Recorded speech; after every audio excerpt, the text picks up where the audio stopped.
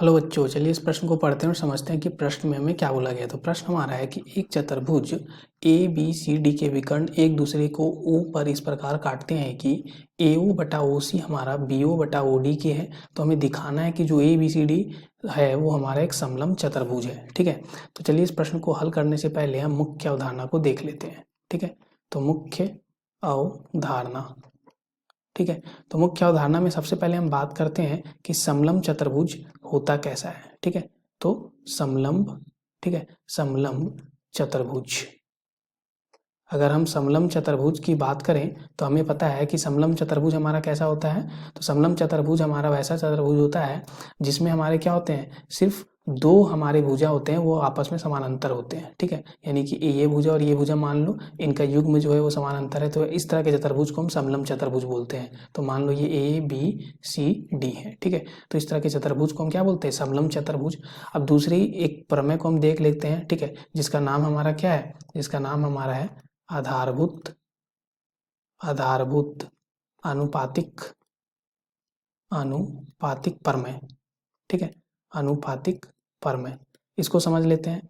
तो यहाँ पे अगर हमारा कोई अगर त्रिभुज है मान लो, ठीक है, तो ऐसा कुछ त्रिभुज है ए बी सी और यहाँ पे हमारा बिंदु है डी और ई। ठीक है, तो अगर हमारे डी ई और बी सी, यहाँ पे अगर हम बात करें यदि डी ई हमारा समानांतर है बी सी के, तो हम आधारभूत अनुपातिक प्रमेय से बोलते हैं कि ए डी बटा डी बी बराबर किसके हो जाएगा, ए ई बटा ई सी के। ठीक है, ये आधारभूत अनुपातिक प्रमेय होता है।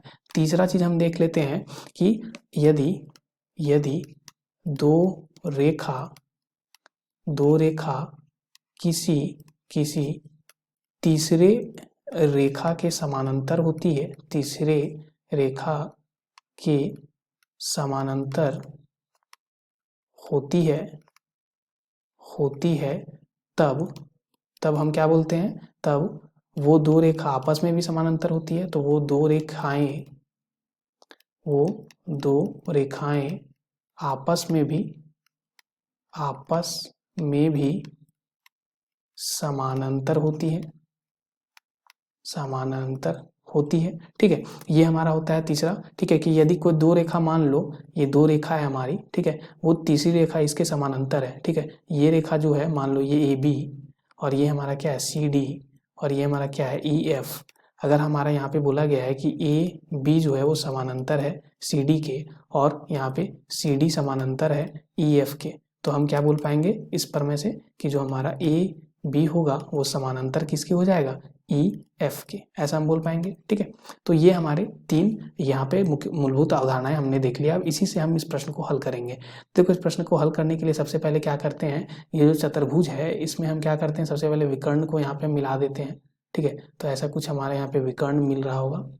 ठीक है, तो ये हमारा विकर्ण है और यहाँ से एक रेखा हम खींच देते हैं। ठीक है, एक रेखाखंड हम यहाँ से बनाते हैं जो यहाँ पे मान लो ई बिंदु पे एडी को काटता होगा।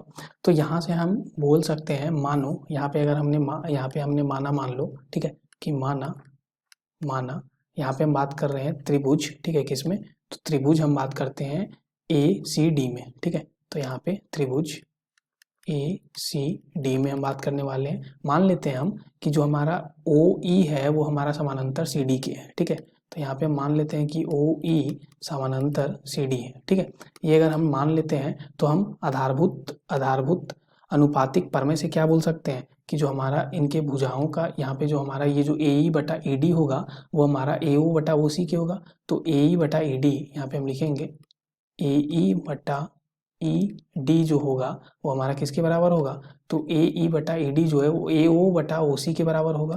तो यहाँ पे हम लिखेंगे ए ओ बटा ओ सी के बराबर होगा। ठीक है, ऐसा हम बोल सकते हैं। इसको भी समीकरण 1 बोल दो। ठीक है, अब दूसरा चीज़ अगर हम देखें तो यहाँ से हमें ये देख सकते हैं कि ये जो हमारा है, ठीक है, हमें प्रश्न में पहले से दे रखा था कि ए ओ बटा ओ सी जो है वो बी ओ बटा ओ डी के है। तो ए ओ बटा ओ सी, ठीक है, हमें प्रश्न में दे रखा है कि ए ओ बटा ओ सी जो है वो हमारा किसके बराबर है, तो ए ओ बटा ओ सी जो है वो बी ओ बटा ओ डी के बराबर है, बी ओ बटा ओ डी के बराबर है। ये हमें प्रश्न में दिया है। ठीक है, तो ये हमें दिया है, तो हम यहाँ पे इसको समीकरण 2 बोल देते हैं। तो समीकरण 1 और 2 से हम क्या बोल सकते हैं, समीकरण 1 और 2 से ठीक है, हम क्या बोल सकते हैं, तो AO बटा OC दोनों में हमारा है, ठीक है, तो यहाँ से बायां पक्ष इसका जो होगा जो कि AE बटा ED है, ठीक है, AE बटा ED जो होगा वो हमारा किसके बराबर हो जाएगा, तो यहाँ पे BO बटा OD के, ठीक है, ऐसा कुछ आ गया। तो AE बटा ED, ठीक है, AE बटा, यहाँ पे हम देखें AE बटा ED जो है वो हमारा किसके बराबर आ गया, BO बटा, यहाँ पे हम बात करें तो BO बटा OD के, ठीक है। तो हम बात करते हैं अब त्रिभुज ABD में, ठीक है, तो त्रिभुज यहाँ पे हम बात करते हैं त्रिभुज ABD में, ठीक है। तो त्रिभुज अगर ABD में बात करें हम, ABD में, तो हमारा यहाँ पे इसके हम आधारभूत प्रमेय के विलोम से बोल सकते हैं, आधारभूत प्रमेय के विलोम से हम बोल सकते हैं कि जो हमारा यहाँ पे ये जो हमारा भुजा रेखाखंड है यहाँ पे OE वो हमारा AB के क्या हो जाएगा, समानांतर, तो OE समानांतर, OE समानांतर AB के हो जाएगा। ये हम किससे बोल पा रहे हैं, तो आधारभूत, आधारभूत, ठीक है, आनुपातिक, आनुपातिक प्रमेय, प्रमेय के विलोम से, ठीक है, इससे हम बोल पा रहे हैं, ठीक है। तो आधारभूत अनुपातिक प्रमेय के विलोम से हम बोल पा रहे हैं कि OE जो होगा वो हमारा AB के क्या हो जाएगा, समानांतर हो जाएगा, ठीक है। तो अगर ऐसा कुछ हो गया तो यहाँ से हम देख सकते हैं कि इसको अगर हम समीकरण अभी हम 3 बोल दें, ठीक है, और पहले से हमने मान जो रखा था वो हमने क्या माना था, कि हमने माना था कि OE समानांतर CD के है, ठीक है, ये हमारा यहाँ पे OE समानांतर CD के है, ये हम इसको अगर समीकरण 4 बोल दें, ये हमने मान नहीं रखा था, ये जो है ये हमारा क्या था, ये हमने ऐसा कुछ रचना किया था, ठीक है, तो ये हमने यहाँ पे रचना कर रखा था, ठीक है, तो इसको माना नहीं बोल के रचना बोल देते हैं, ठीक है, तो ये हमने रचना की कर रखा था पहले से, ठीक है, तो वही समानांतर CD के था।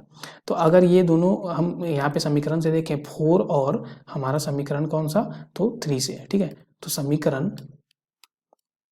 समीकरण 3 और 4 से, ठीक है, हम क्या बोल सकते हैं, तो हमें पता है कि यदि दो रेखा किसी तीसरी रेखा के समानांतर होती है तो वो दो रेखाएं भी आपस में समानांतर होती है, तो यहाँ से बोल पाएंगे कि AB हमारा समानांतर CD की हो जाएगा, ठीक है, तो यहाँ से हम बोल पाएंगे कि AB हमारा समानांतर CD की हो जाएगा, ठीक है। और यही हमें सत्यापित करना था, क्यों, क्योंकि हमें पता है कि समलंब जो हमारे चतुर्भुज होते हैं उसमें हम क्या बोलते हैं, समलंब चतुर्भुज में AB हमारा यहाँ पे क्या है, CD के समानांतर हमें यहाँ पे सिद्ध करना था, तब हमारा समलंब चतुर्भुज हो जाता।